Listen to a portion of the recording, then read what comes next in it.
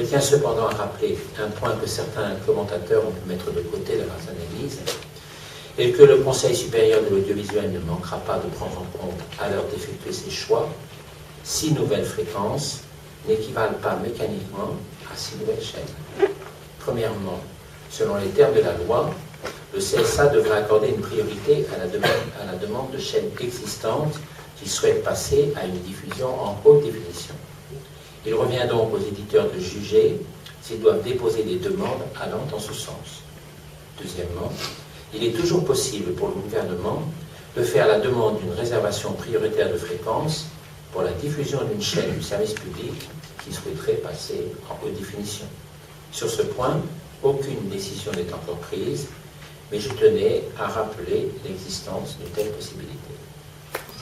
Et je suis obligé de la même manière de rectifier une erreur qui est malheureusement commise fréquemment, c'est que la loi ne donne pas du tout la priorité à la haute définition par rapport à la définition standard. La loi ne dit pas, quand le CSA est saisi de 2 dossiers, un en définition standard et un en haute... Pardon, je m'exprime mal, excusez-moi. La loi, quand le CSA est saisi de dossiers de candidature dont un émane d'une chaîne qui existe déjà en TNT et qui est en définition standard, la loi ne dit pas le CSA doit donner la priorité à la chaîne qui veut migrer de la définition standard à la haute définition. Ce n'est pas vrai. La loi se borne à dire le CSA favorise le passage. Favoriser le passage, les mots ont un sens. Et ça ne veut pas dire donner la priorité. Donc nous, on a bien sûr ça en tête, parce qu'on connaît à peu près la teneur de la loi, mais arrêtons cette erreur qui est fréquemment commise de s'imaginer qu'il s'agit d'une priorité systématique.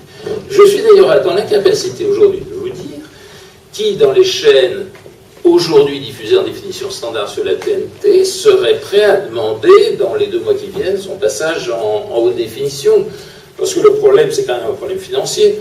Pas tellement parce que la haute définition coûte plus cher que la définition standard, c'est pas vrai, il y a des écarts, mettons environ 2 millions d'euros, mais aussi parce qu'il y a le coût de la double diffusion, définition standard et haute définition, puisque dans la rédaction actuelle de la loi, on ne peut pas simplement dire je passe en définition, j'abandonne la définition standard.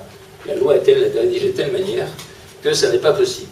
Donc je ne suis pas capable aujourd'hui de vous dire s'il y a un opérateur de la TNT qui est en mesure financièrement de passer de demander son passage en haute définition.